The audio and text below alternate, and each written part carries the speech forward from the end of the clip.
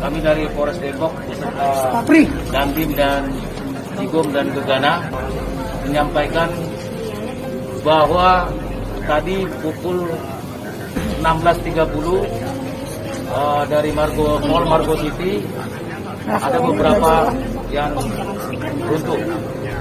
Jadi saya sampaikan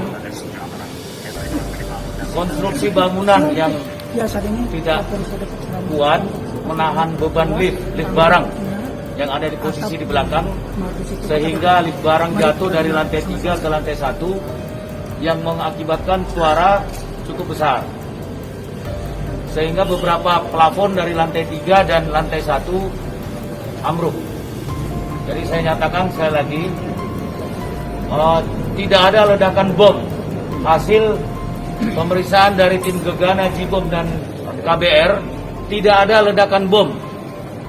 Ini untuk meluruskan bahwa simpang siur berita bahwa ada ledakan bom. Tidak ada ledakan bom.